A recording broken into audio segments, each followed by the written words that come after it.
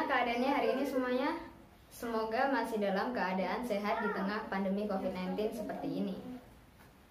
Hari ini kita akan belajar materi baru yang berjudul Perdagangan Internasional. Perdagangan internasional adalah suatu proses tukar-menukar atau jual beli barang dan jasa yang terjadi antara dua negara atau lebih. Jenis-jenis perdagangan internasional ada 4, yaitu yang pertama PI regional, yang kedua PI antarregional, yang ketiga PI bilateral, dan yang keempat PI multilateral. Yang pertama, PI regional adalah bentuk kerjasama ekonomi antara beberapa negara yang terletak dalam suatu kawasan tersebut. Contohnya ASEAN, AFTA, dan APEC.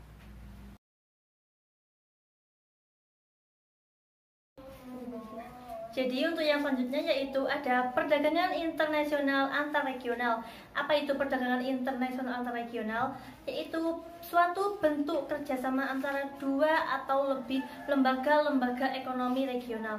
Contohnya, yang pertama ada kerjasama ASEAN dan Uni Soviet. Kemudian ada juga perdagangan internasional bilateral, yaitu suatu bentuk kerjasama ekonomi yang terjadi antara dua negara seperti kerjasama antara Indonesia dengan Jepang. Kemudian untuk yang terakhir ada perdagangan internasional multilateral. Jadi apa itu pengertian dari perdagangan internasional multilateral? Yaitu bentuk kerjasama antara dua negara atau lebih dan tidak dibatasi oleh wilayah tertentu dan lebih bersifat ke internasional. Contohnya yaitu ILO dan IMF. Selanjutnya menjelaskan tentang manfaat perdagangan internasional yang dibagi menjadi 5 bagian. Yang pertama ada membantu untuk memperoleh devisa lebih baik.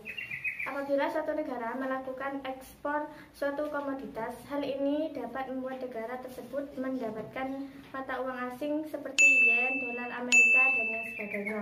Nah, mata uang asing inilah yang disebut dengan devisa dan bisa digunakan untuk mengimpor barang, modal, serta konsumsi. Yang kedua, membantu memperluas kesempatan kerja. Manfaat perdagangan internasional yang kedua yaitu untuk memperluas kesempatan lapangan kerja. Kegiatan ekspor suatu komoditas ternyata dapat memberikan kesempatan kerja bagi masyarakat. Untuk mengekspor suatu barang tentu saja dibutuhkan tenaga kerja yang jumlahnya tidak sedikit. Yang ketiga, dapat membantu untuk menstabilkan harga. Nah, salah satu cara yang bisa dilakukan untuk menstabilkan harga-harga di dalam negeri ialah dengan melakukan perdagangan internasional.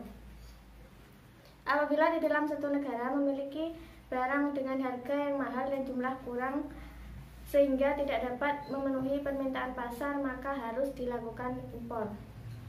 Yang keempat yaitu membantu meningkatkan konsumsi. Nah, banyak sekali manfaat perdagangan internasional yang bisa didapatkan. Salah satunya dapat membantu meningkatkan konsumsi. Dengan perdagangan internasional ini dapat membuat masyarakat bisa membeli berbagai macam barang yang belum bisa diproduksi oleh negara sendiri ataupun kualitasnya yang belum sebaik dan sebagus produk luar negeri. Yang kelima yaitu membantu mempercepat alih teknologi. Tentu saja agar bisa menggunakan berbagai macam barang dari luar negeri dibutuhkan pengetahuan ataupun keterampilan tertentu. Sangat penting bagi pihak penjual untuk mengadakan bimbingan ataupun pelatihan untuk menggunakan teknologi. Hal inilah yang dapat membantu untuk mempercepat alih teknologi. Selanjutnya menjelaskan tentang faktor pendorong perdagangan internasional. Yang pertama, perbedaan sumber daya alam. Untuk mendapatkan SDA yang dibutuhkan dan tidak dimiliki suatu negara, maka diperlukan pertukaran antar negara. Yang kedua yaitu perbedaan teknologi. Ada negara yang telah mencapai keunggulan dalam memproduksi barang berteknologi maju dan sebaliknya. Contoh, negara yang menggunakan teknologi dapat menjual barang dengan murah pada negara berteknologi sederhana seperti Indonesia yang mengimpor barang dari Jepang. Yang ketiga, selera. Indonesia mengimpor apel dari Australia. Meskipun apel ada di Indonesia, tetapi orang Indonesia banyak yang menyukai apel dari Australia sehingga diperlukan untuk mengimpor. Yang keempat ada penghematan biaya produksi atau efisiensi. Barang yang diproduksi dalam jumlah besar atau lebih murah daripada barang yang diproduksi dalam jumlah kecil. Selanjutnya, faktor penghambat perdagangan internasional dibagi menjadi 3. Yang pertama, faktor keamanan. Jika suatu negara tidak aman, para pedagangnya beralih ke negara yang lebih aman. Yang kedua, kebijakan ekonomi internasional oleh pemerintah. Ada beberapa kebijakan ekonomi suatu negara yang menghambat kelancaran perdagangan internasional. Yang ketiga, tidak stabilnya kurs mata uang asing. Kurs mata uang asing yang tidak stabil membuat para eksportir maupun importir mengalami kesulitan menentukan harga valuta asing.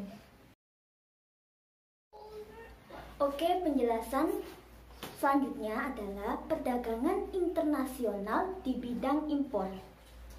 Kuota impor. Kuota impor adalah total jumlah barang yang dapat diimpor dalam masa tertentu. Jumlah itu diperkirakan tidak akan mengganggu industri dalam negeri. Yang kedua, ada tarif impor. Tarif impor adalah kebijakan tarif diambil oleh pemerintah untuk dengan menetapkan tarif tinggi untuk mengekspor suatu jenis barang. Dengan pengenaan tarif ini, harga barang impor menjadi mahal. Yang ketiga ada subsidi impor. Subsidi impor adalah adanya perbedaan harga barang impor dengan harga barang dalam negeri. Supaya harga barang dalam negeri dapat ditekan, maka pemerintah dapat memberikan subsidi untuk produsen dalam negeri. Dengan pemberian subsidi ini, maka harga barang impor menjadi murah. Yang keempat, ada larangan impor. Larangan impor adalah larangan yang dilakukan untuk membalas tindakan suatu negara yang sudah terlebih dahulu melakukan larangan impor suatu negara tertentu. Larangan impor dapat dilakukan untuk menghemat devisa. Dari beberapa materi yang telah dijelaskan sebelumnya, ada contoh soal mengenai pencarian dasar tukar dalam negeri atau DTDN. Di sini diterapkan dua contoh negara, yaitu negara Indonesia dan negara Jepang. Negara Indonesia menggunakan 2 faktor produksi untuk menghasilkan 40 unit rotan dan 8 unit kalkulator. Sedangkan negara Jepang memproduksi 2 faktor produksi yang sama, yaitu 100 unit kalkulator dan 10 unit rotan. Pertanyaannya, hitunglah dasar tukar dalam negeri rotan dan kalkulator. Sebelum menjawab pertanyaan yang sebelumnya, buatlah kolom terlebih dahulu. Ada 3 kolom: negara, produksi, dan DTDN. Negara ada Indonesia dan Jepang. Produksi Indonesia memproduksi 40 unit rotan dan 8 unit kalkulator. Negara Jepang menggunakan 10 unit rotan dan memproduksi 100 unit kalkulator. Kemudian untuk penyelesaian DTDN rotan negara Indonesia. Caranya adalah dengan menghitung 40 unit rotan yang dihasilkan oleh negara Indonesia sama dengan 8 unit kalkulator. 1 rotan sama dengan 8/40 kalkulator. 1 rotan sama dengan 0,2 kalkulator.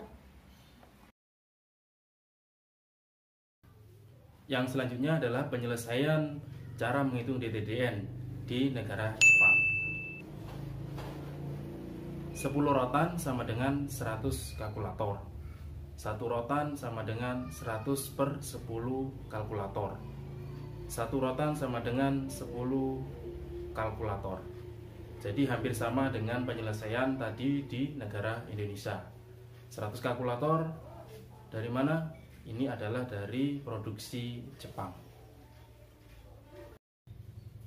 Penyelesaian selanjutnya yaitu mengenai cara menghitung DTDN kalkulator. Kalau tadi sudah menghitung DTDN rotan, sekarang Indonesia 8 kalkulator sama dengan 40 rotan. Artinya satu kalkulator sama dengan 40/8 rotan. Jadi satu kalkulator sama dengan 5 rotan. Begitupun dengan cara menghitung DTDN kalkulator Jepang.